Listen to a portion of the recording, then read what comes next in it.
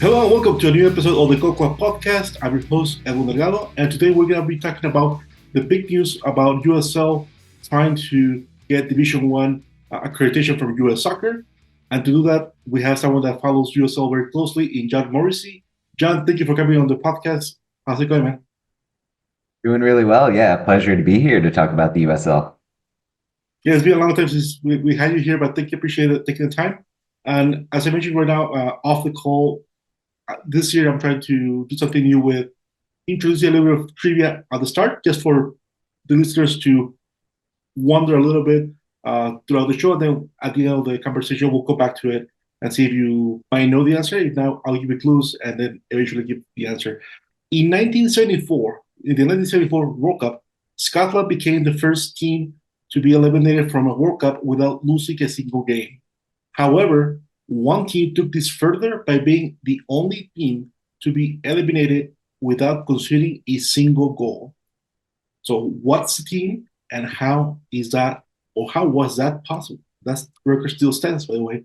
Uh, so we'll come back to that one at the end of the conversation. But let's start with the big topic from USL right now, which is USL going for Division One status. So for you, I mean, just tell me, I mean, what were some of the headline or the big for you? What's the big takeaway from this plan from USL in wanting to essentially add a new division? Yeah, I mean, in terms of just the thing that caught a lot of people's attention was this idea of, oh, is the USL trying to compete with MLS? Are they going to get to the first division and try to go toe to toe with the league that's got Messi, that's got 30 years of experience being the first tier? But beyond that, beyond the thing that I think excited a lot of people, there was the necessary step of considering the logistical challenges involved. US soccer has a number of hurdles that leagues need to clear to be able to attain Division One status. And the USL is pretty far away from most of them, honestly, especially in regard to stadiums where you have to have a 15,000 seat venue to get up to D1 if you're at the team level. Almost nobody in the USL meets that standard. So I think that raises some questions. The USL and President Paul McDonough, who was interviewed by The Athletic, raised the idea of promotion and relegation, which is obviously very exciting. There are more questions than answers at this point, but I think overall it's something that can really change the landscape for the USL and for the American game. I ultimately think in a way that can be collaborative with what MLS is doing, but yeah, fascinating overall. Yeah, I mean, there's only so many markets that MLS can cover, and there's going to be always a few that are going to be feel left out. Uh, so I think that's one thing that it can be. That's one way it can be complementary of each other is exploring different markets of both leagues. But also, like, what do you foresee this league looking like? Because they gave 2027 as the potential starting point. That's only 2 years from now. Like, does USL either have the ability to ramp up that quickly, or do you think this probably talks about maybe getting some waivers for at least for the beginning? Yeah, I mean, the league is targeting having somewhere between 12 and 14 clubs, which is what US soccer requires of a first tier. And you're right to mention the waiver thing. No matter how this league is made up, it's an impossibility just given how construction works that these clubs are going to be compliant with the stadium requirement. But we saw in the past when the USL was moving up from Division Two, or rather from Division Three up to Division Two in kind of the mid 2010s, US soccer was willing to work with the league and say, we get it, you're making strong progress. Eventually, you're going to meet the standards that we have in place. For now, we're going to let you buy without meeting it. And so if US soccer looks at a club like Louisville City, that their stadium is gorgeous, looks amazing on TV, all the amenities, but it only seats 12,000 people for now. You can imagine a scenario where the Federation decides, okay, if the USL can get us 12 clubs in a comparable situation, we're going to let that slide with the understanding that down the line they'll get there. So I think that's going to be the real focus as the league moves forward and tries to meet those pretty high hurdles that they have to get past. already. And yeah, I mean, stadium news has been going on for a few years in USL, the USL Championship. We know Sacramento's working on the stadium. Indianapolis is working on that. New Mexico United is working on getting a stadium plan approved. So, I mean, and Louisville, from the beginning, they said that their stadium is expandable because they were expecting a potential move to their MLS or something like this. So what are the other, I guess, big players in this potential move from Division Two to Division One? Yeah, you think about, well, a lot of the markets, honestly, are places that you've traditionally heard MLS expansion rumors about. So you think about Phoenix, for instance. They're a little bit different than Louisville in that they play in what they term a modular stadium, where it's kind of this permanent infrastructure, but it also means it's easily expandable up to that minimum. So Phoenix feels like a shoe-in. Colorado Springs, they are smaller than you would want in terms of both market size and facility, but they're one of the best run organizations in the league. They just got new, pretty wealthy ownership this winter. Given the fact that they've got a soccer specific cell phone facility, they have an inside track to get there. I would kind of lump New Mexico and Sacramento and Detroit together as well. All three of those have their own facilities that are kind of targeting like 2027, 2028 for possible opening dates. Some of them have been iffy about what capacity they're gunning for. I would imagine that they're going to be marking that up towards 15,000 if they can. They also come from either well supported or high population areas. If you think about Detroit, that's a professional sports market that has always supported teams in other like football, basketball, hockey, you name it. So those three feel solid. Indy 11 is a little bit of a question mark, just given that MLS seems to be growing closer there every single day. Indy's benefit is that they've got a plot of land now pretty far north of the city, honestly, but suburban site that could support a stadium if they wanted to do it. That's iffy just because of the nature of the market. So those feel like the primary contenders at the moment. I could keep naming 20 more teams that feel like they have a solid shot at a bid. Ultimately, though, when you have that solid core of however many I named, 8, 9 teams already, it's going to be a competitive process to build out the rest of it. And the USL is going to have open bidding for needing to see how that breaks down. Yeah, I think I lost you there for a second, but yeah, I mean, those the other thing I wanted to touch because like this week it came out that Indianapolis and MLS are potentially talking to each other. Uh, so, do you think that with this decision from USL, uh, it could also like prompt MLS to maybe have a little more urgency to say, well, let's expand to whatever they're gonna go to 32, 36, 40, to get there early just to make sure that they encompass like all the markets that they really want to have within the league. I definitely think it will put the pressure on MLS to do so. Just because we've seen traditionally, like if MLS wants a market, whether that's San Antonio or rather San Diego this year, and that club debuted very splendidly over the weekend, they're going to go out and get it. They have investors from all over the globe who are willing to pay the MLS expansion fee and get involved, whether that means it's at the expense of a USL club or not. It's an interesting question strategically from the perspective of the league on the USL side. Are you kind of poking the bear a little bit here, like by creating a D1 league, which the benefits are there, but they might not be gigantic?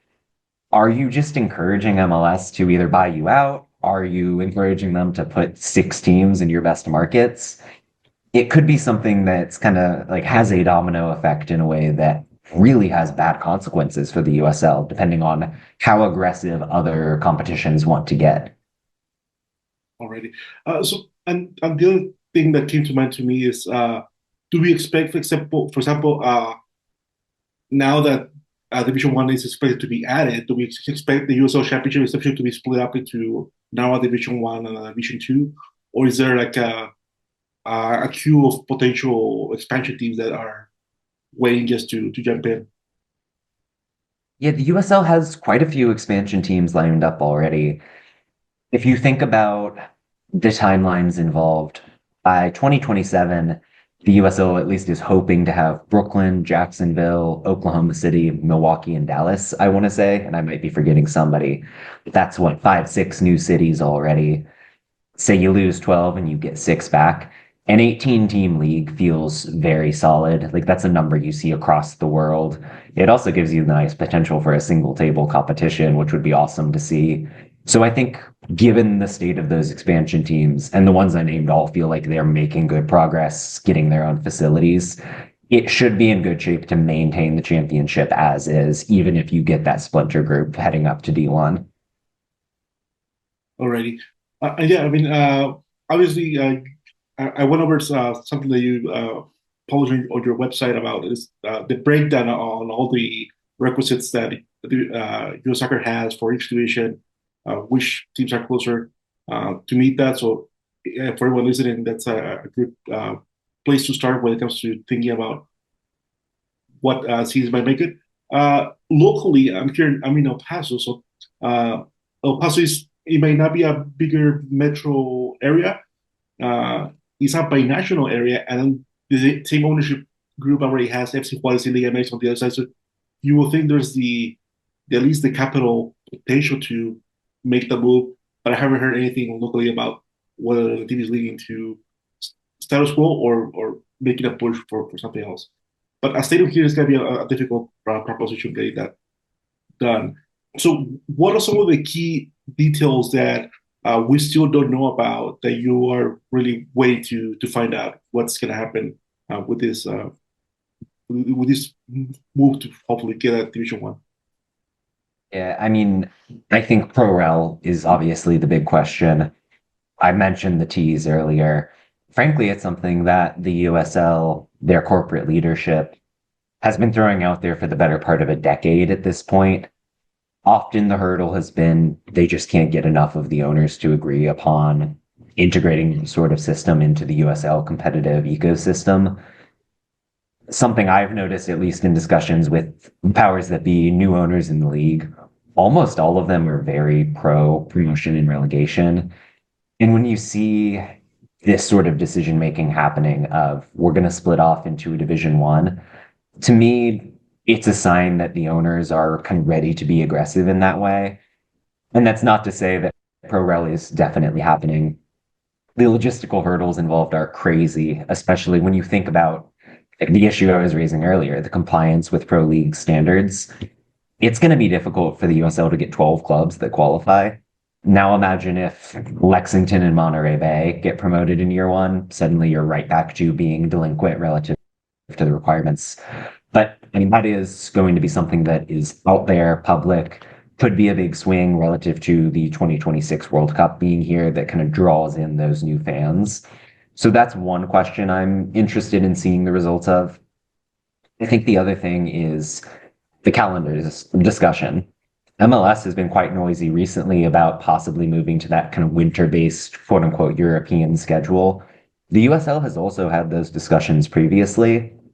And if you look at the press releases, you look at what the USL has said about the new league, they keep talking about this 2027, 2028 start date.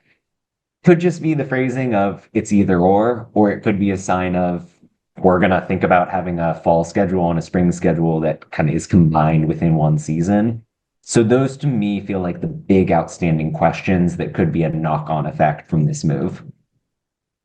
Alrighty. And yeah, I mean, one of the questions that I have in mind, I don't think there's an answer for it, but like it's like will the teams that like the Phoenix, Sacramento, the Tampa Bay teams, like will they just so what will it take other than the compliance issue to move from USL Championship to the new Division One? Just like raising their hand, or will they have to potentially pay uh, another type of expansion fee to move? And is that is the case, like is this a way for USL just try to generate more revenue? So, that's one of the big questions I was thinking about recently. So, uh, has there been any clues on what that process could look like? The only thing I've heard and the only thing I've read from other interviews is that it's going to be a bid-based process. So if you're whether you're Phoenix Rising or you're the Charlotte Independents in League One, you're going to have an equal right to go to the league and say, this is our stadium. These are the resources we're spending on players. This is what we have academy wise, making the case for yourself as a Division One team. The league is definitely trying to spin it as something that's based on merit more so than anything else. I haven't heard about there being an expansion fee. I would be surprised if there was one because that feels like, say you're spending $5 million to get into D1. That would be a lot better to spend that money on a stadium or spend that money expanding your academy. But you never know. Like the USL is privately owned to a certain extent. Like it has that motivation on one side of things. I would love to see it not end up that way, but it's a real possibility. already. Yeah, I mean, what are some of the? I mean, obviously, with a potential expansion fee, that further complicates the whole promotion relegation issue, which has been, I guess, one of the biggest issues with some of the ownership groups right now is that you pay a certain amount to get into a league, and then you get relegated. I mean, you lose, you, your team will lose worth, and yeah, that's a complicated thing to manage. But just looking forward, I mean, what would you like to see further than I mean the obvious like the big markets, the new stadiums in the league, but what would you like to see? How do you envision this Division One in order for it to be successful? Yeah, I mean, I think the reasoning behind Division One, sure, it's competition, sure, it helps them do that three-layered pro rel potentially. In a more realistic context, it's easier to sell yourself to potential fans and to potential investors if you can say, we're on top of the pyramid. I think American sports fans are used to watching the best at all times. When they see something is quote unquote minor league, when they see something is a lower division, their mind goes to minor league baseball with a whole bunch of gimmicks, something that isn't really serious, or it goes to youth development, which if you want to watch something competitive, that's less of a draw for people who aren't aware of the fact that the USL is still a very competitive league with high level international players. So when you can come in and say, hey, look, we're first division as well, I think that'll carry weight with fans, but also with potential people who want to get their money involved in the USL, with potential advertisers who want their name on a team's stadium or a team's jersey, and with potential broadcasting partners who could help the USL to grow its reach to fans internationally and domestically. And notably, the timing of that 2027-2028 launch date, that's the year, potentially the year after the USL's current slate of TV deals with CBS and ESPN ends. So if you get D1 going in time, suddenly you're going to have a real step up in your negotiating power of, we've got this shiny new division. These teams are willing to spend to be D1. Give us more money and give us more reach if you're a broadcaster. Yeah, and when you mention investors, I mean that obviously this could be a really good to attract a new type of investor because right now, if you're an MLS, you have to spend 500 million to just get the franchise. You have to spend probably another half billion to get a stadium going, and then whatever it costs to build a roster. So if USL could say we're also Division One, but our expansion fee, let's I just got to throw a number there, like 50 million. That's gonna be a lot more attractive to a different type of investor. Absolutely. Yeah, I mean, the current USL expansion fee, I think, is 20 to 25 million. That is so much less than MLS, it's hard to fathom. At a certain point, like that money limits you to only the richest of the rich, like the straight up pure billionaires could afford an MLS team. And I think USL with D1 and with an expansion fee 1/20th the price has a real leg up. Already. Now, just to move to what to expect this year in USL, we have an intriguing 2024 season. But again, I mean, which teams do you expect to be the contenders in 2025? What are the ones that are the most intriguing to you? Yeah, I mean, I think in terms of Louisville City, the reigning Players Shield champion, team that, for my taste, was one of the best teams in the history of the league, but ultimately couldn't get it done in the playoffs. They've had an interesting offseason.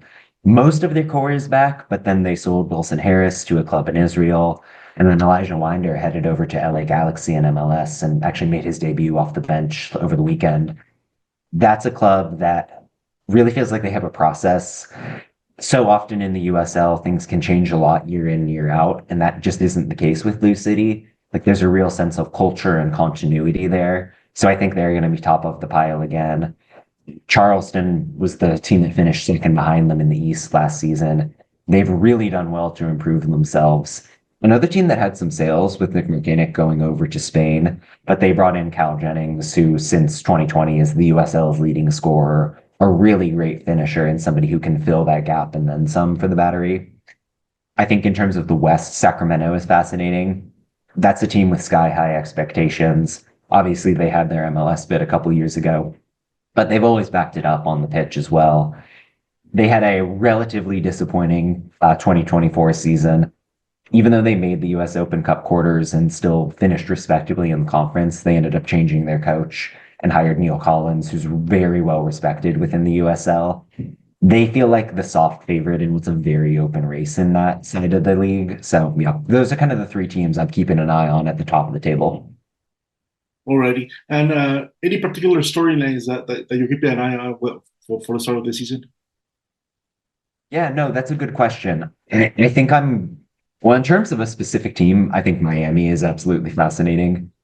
That's a club that had, I think, 11 points in 34 games last year. One of the worst teams, arguably, in the history of the lower leagues.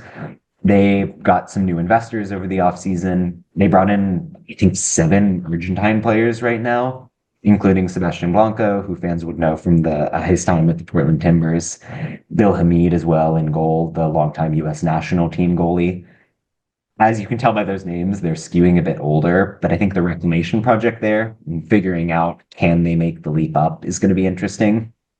More at a league-wide level, it's always fun to watch the young players and see who's really blossoming. Obviously, we just saw Matthew Corcoran get sold from Birmingham to Nashville, and he got to start in week 1 of MLS. I anticipate a handful more players either going to MLS or Europe as the season goes along. Sean Smart in Las Vegas, a fullback, really talented and somebody to watch. Bryce Jamison in Orange County has been linked with the Bundesliga in the past. I think he's 18, so he can move over whenever he wants. Nate Worth in Tampa Bay as well, a really talented midfielder who's had a couple of training stints in the Netherlands without making a move. So 3 of the big names there, but plenty of talent across the league. There's probably at least one guy per team who has legit European potential at this point. Already. And you've been following yourself for a few years now. I mean, in the time that you follow the league very closely, I mean, what have been some of the biggest changes that you've seen in the league? Yeah, no, that's a good question. I was just interviewing a GM from one of the clubs out west and asking kind of a similar thing. And it's hard to underestimate how much the investment on the ownership side has changed over the past 4 or 5 years. That's not to say that it's like enormous spending at this point, but easily salaries have tripled over the course of that very short kind of post-COVID time span. And I think you really see it if you pay attention to the USL. And again, I don't want to disparage the guys who were around back in 2019, 2018. The quality of player is higher. Rosters are much deeper in a way where the drop-off just isn't as bad if you lose major players to injury. I think the league feels stable as well. Yes, we lost Memphis 901 over the offseason, but overall, I think the USL has kind of shed the ownership groups that weren't willing to go along with the broader league project. There's a sense that if you're in the game right now, you've got the money and the commitment to be in this long term. That's why you're seeing academies pop up. That's why you're seeing those young players come through. The number of stadium projects that are ongoing or complete in the league has ballooned as well.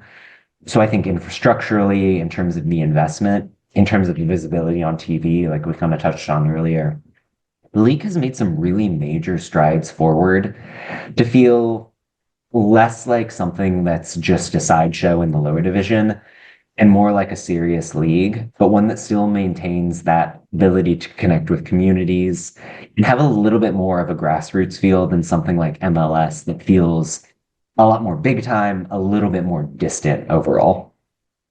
already. That's pretty much what I want to cover, but also like for people that are listening that are interested to always follow you so a little deeper, can you talk to us a little bit of the work that you do on your own side, the work that you do for Backhill and what you post on Twitter? Yeah, definitely. I mean, anything that I write, any podcast that I'm on, you can find either on Blue Sky or Twitter at USL Tactics. I would highly recommend a Backyard subscription if you're a fan of any part of American soccer, honestly. I'll be there with obscenely long weekly recap articles covering every single team in the league once the season kicks off. And then anything else, just stray thoughts, other projects will be on my Substack. Can again find the link on the socials. And then, yeah, the USL show, the podcast I host weekly, wherever you get your podcasts. We do the video version on YouTube since everyone's doing it these days. So, yeah, be sure to check all that out. Alrighty. Any closing thoughts on things that excite you about the new season, about the potential where the league is going with this Division One proposal? Anything else, any closing thoughts? I'm going to sound like, oh, he's the guy who covers the USL. Of course, he's positive about the league, but I am. I feel really positive about the way that things have grown and the trajectory that the USL is taking. Yes, there are some risks involved with the D1 move, but I think the league isn't going to take this step without having done the proper work to feel safe about it. They've talked to US Soccer, they know their markets. So, yes, there are questions for now, but I think within the next 6 months to a year, everyone is going to feel a lot better about what the league is trying to get done. Alrighty.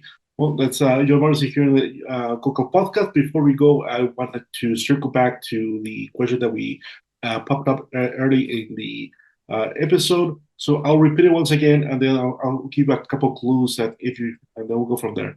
So the question is, in 1974, Scotland became the first team to be eliminated from a Men's World Cup without losing a single game. However, one team took this further by being the only team eliminated from a World Cup without conceding a single goal. How was this possible, and who is that team? And by the way, that record still stands. That team is still the only team that has been eliminated from a World Cup without conceding a goal. Do you know the answer, John, or not yet? I don't know what team it is. I'm guessing they just drew all their games 0-0 or something like that. You're on the right track. This happened in the 2006 World Cup in Germany. Okay.